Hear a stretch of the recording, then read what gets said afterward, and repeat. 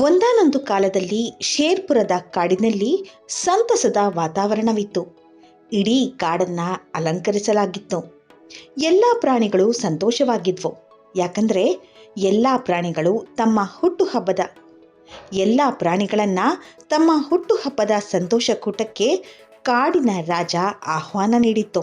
ಎಲ್ಲ ಪ್ರಾಣಿಗಳು ನಿಧಾನವಾಗಿ ಕಾಡಿನ ರಾಜ ಸಿಂಹ ಅಂದ್ರೆ ಶೇರ್ ಸಿಂಗ್ ಹುಟ್ಟುಹಬ್ಬದ ಆಚರಣೆಯಲ್ಲಿ ಭಾಗಿಯಾಗುವುದಕ್ಕೆ ಅಲ್ಲಿಗೆ ಬಂದಿದ್ವು. ಎಲ್ಲ ಪ್ರಾಣಿಗಳು ಶೇರ್ ಸಿಂಗ್ಗಾಗಿ ಒಂದಲ್ಲ ಒಂದು ಉಡುಗೊರೆಯನ್ನ ತಂದಿದ್ವು. ಬರ್ತ್ಡೇ ಫಂಕ್ಷನ್ ಶುರುವಾಗ್ತಾ ಇತ್ತು. ಕಾಡಿನ ಪ್ರಾಣಿಗಳೆಲ್ಲ ಬಂದಿದ್ವು. ಆದ್ರೆ ನರಿ ಮಾತ್ರ ಇನ್ನೂ ಬಂದಿರಲಿಲ್ಲ. ತೋಳ ಮತ್ತು ನರಿಗೆ ಯಾವತ್ತೂ ಸರಿ ಬರ್ತಾ ಇರಲಿಲ್ಲ.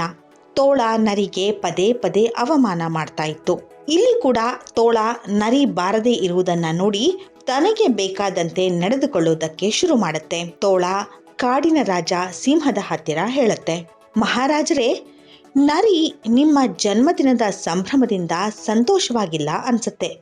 ಅದಕ್ಕೆ ಇನ್ನೂ ಬಂದಿಲ್ಲ. ನರಿ ಹಿಂಬದಿಯಿಂದ ಅಲ್ಲಿಗೆ ಬಂದಿರುವುದನ್ನ ಗಮನಿಸದ ತೋಳ ಮಾತಾಡ್ತಲೇ ಇತ್ತು. ತೋಳದ ಬಾಯಿಯಿಂದ ಬರ್ತಾ ಇರುವ ಕೆಟ್ಟ ಮಾತುಗಳು ನರಿಯ ಕಿವಿಗೆ ಬೀಳುತ್ತೆ. ಇದನ್ನ ಕೇಳಿ ಅದಕ್ಕೆ ತುಂಬಾ ಬೇಜಾರಾಗುತ್ತೆ. ಆಗ ನರಿ ಸಿಂಹವನ್ನ ನೋಡ್ತಾ ಹೇಳುತ್ತೆ, ಮಹಾರಾಜ, ನಾನು ನಿಮ್ಗೆ ವಿಶೇಷವಾದ ಪಾದರಕ್ಷೆಗಳನ್ನ ಉಡುಗೊರೆಯಾಗಿ ತರಲು ಬಯಸಿದ್ದರಿಂದ ಬರೋದು ಸ್ವಲ್ಪ ತಡ ಆಯಿತು. ಅದನ್ನ ಧರಿಸೋದ್ರಿಂದ ನೀವು ಯಾವಾಗ್ಲೂ ಆರೋಗ್ಯವಾಗಿರ್ತೀರಿ. ಈ ವಿಚಾರವನ್ನ ಋಷಿ ಮಹಾರಾಜರು ನನಗೆ ಹೇಳಿದ್ರು. ಹಾಗಿದ್ಮೇಲೆ ನಿನ್ನ ಕೈಗಳು ಯಾಕೆ ಖಾಲಿ ಇದೆ? ಆ ವಿಶೇಷ ಬೂಟ್ಗಳನ್ನ ನೀನ್ ಯಾಕೆ ತರ್ಲಿಲ್ಲ?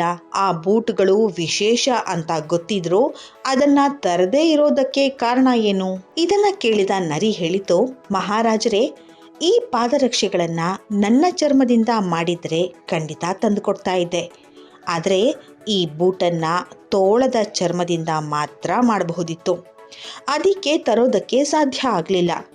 ನಿಮಗೆ ಆ ಬೂಟ್ಗಳನ್ನ ಉಡುಗೊರೆ ಕೊಡಬೇಕು ಅನ್ನೋ ಆಸೆ ಇದ್ರೂ ಅದನ್ನ ತರೋದಕ್ಕೆ ನಂಗೆ ಸಾಧ್ಯ ಆಗ್ಲಿಲ್ಲ. ಇದನ್ನ ಕೇಳಿದ ತೋಳದ ತಲೆಯ ಮೇಲೆ ಆಕಾಶವೇ ಕಳಚಿ ಬಿದ್ದ ಹಾಗಾಯ್ತು.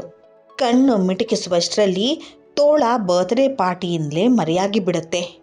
ಅಲ್ಲೇ ನಿಂತರೆ ಸಿಂಹ ತನ್ನ ಚರ್ಮವನ್ನ ಎಲ್ಲಿ ಕಿತ್ತುಕೊಳ್ಳಬಹುದೋ ಅನ್ನೋ ಭಯ ತೋಳವನ್ನ ಕಾಡುತ್ತೆ. ತೋಳ ಅಲ್ಲಿಂದ ಹೋಗಿರೋದನ್ನ ಕಂಡ ನರಿ ನೆಮ್ಮದಿಯ ನಿಟ್ಟುಸಿರು ಬಿಡುತ್ತೆ. ಇದಾದ ಬಳಿಕ ಎಲ್ಲರೂ ಸಿಂಹದ ಹುಟ್ಟುಹಬ್ಬವನ್ನ ಸಂತೋಷದಿಂದ ಆಚರಿಸ್ತಾರೆ.